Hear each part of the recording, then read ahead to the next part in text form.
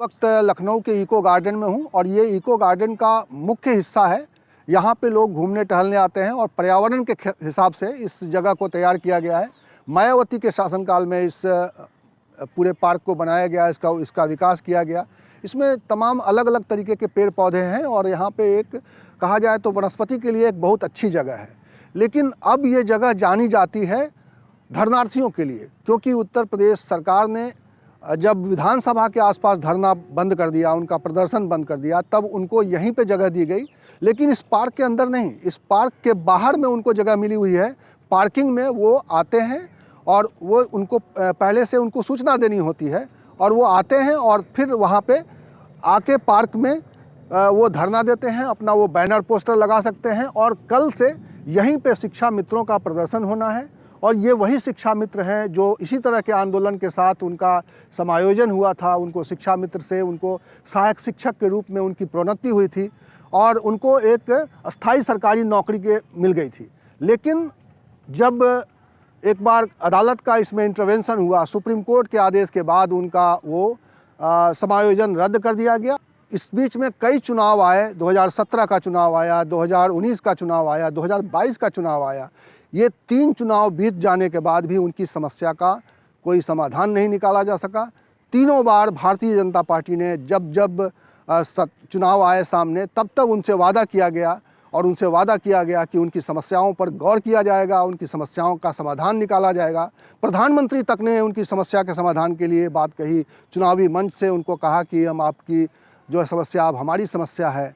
और उसके बाद मुख्यमंत्री योगी आदित्यनाथ जो इस वक्त मुख्यमंत्री हैं, तब वो मुख्यमंत्री के रूप में दावेदार भी नहीं थे, उन्होंने भी वादा किया था कि उनकी समस्याओं पर गौर किया जाएगा। लेकिन मुख्यमंत्री बने, एक बार नहीं 2 बार वो प्रदेश के मुख्यमंत्री बने, लेकिन शिक्षा मित्रों की समस्या का कोई समाधान नहीं निकला। और आज स्थिति ये है कि इसी इको पार्क से एक बार फिर उनका आंदोलन शुरू होने जा रहा है और ये आंदोलन कितना लंबा चलेगा इस वक्त कह नहीं सकते, लेकिन वो एक बार फिर आंदोलन की राह पर हैं। हम लोगों ने देखा है कि किस तरह से उनका आंदोलन लंबे समय तक उनका आंदोलन चला।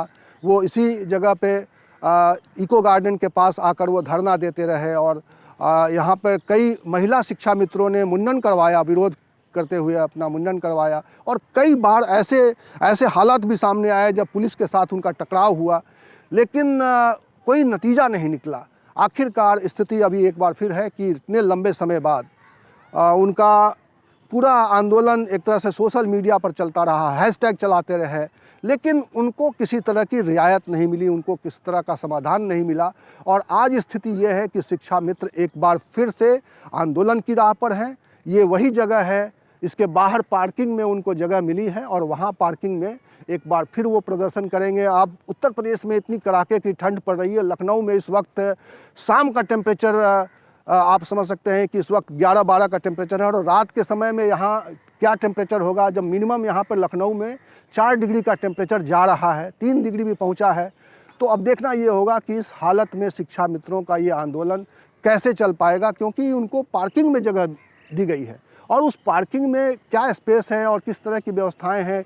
घने पेड़ हैं और उन पेड़ों के बीच में कितनी सर्द रात होगी। इस सर्द रातों में शिक्षा मित्रों का क्या हाल होने वाला है, इसकी हम सिर्फ कल्पना कर सकते हैं। उनका संघर्ष कितना बड़ा होने वाला है, इसकी भी सिर्फ कल्पना ही की जा सकती है, क्योंकि लंबे समय बाद एक बार फिर जब वो यहाँ पर आ रहे हैं तो इससे पहले कोई स्थिति ऐसी है नहीं, कोई ऐसा माहौल है नहीं जिसमें उनसे कोई सरकार वादा करेगी। ये और बेसिक शिक्षा मंत्री से उन्होंने अपील की है कि वो आएँ और उनकी समस्याओं को समझें, उनको संबोधित करें, वो उनको सम्मानित करना चाहते हैं।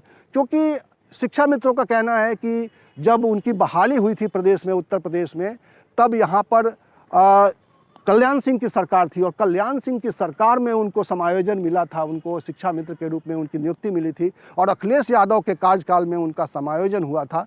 लेकिन तमाम तरह की राजनीति के बावजूद शिक्षा मित्रों का हाल ये है कि आज उनको 11 महीने की सैलरी पर नहीं बल्कि 11 महीने के मानदेय पर काम करना होता है। और अभी इस साल बीतते बीतते एक नई समस्या उनके सामने आ गई, जब 15 दिनों के लिए इस सर्द रातों में स्कूल बंद कर दिया गया, सर्दी की वजह से बच्चों को मना कर दिया गया कि वो स्कूल नहीं आ सकते हैं, तो ये शिक्षा मित्रों को 15 दिन की सैलरी भी नहीं मिलेगी, इसका भी एक गाज उनके ऊपर गिरी है। तो इस तरह के हालात हैं और इस हालात में शिक्षा मित्र एक बार फिर संघर्ष के लिए सड़क पर हैं और देखना ये है कि सरकार उनकी समस्याओं को सुनती है कि नहीं सुनती है, सरकार उन्हें कोई ठोस आश्वासन देती है कि नहीं देती है, शिक्षा मित्रों का आंदोलन कितना लंबा खींचता है और ये शिक्षा मित्र अपनी जो उनकी आर्थिक स्थिति है, क्या वो इस आंदोलन को कितना लंबा खींच पाते हैं, ये भी एक बड़ा सवाल है।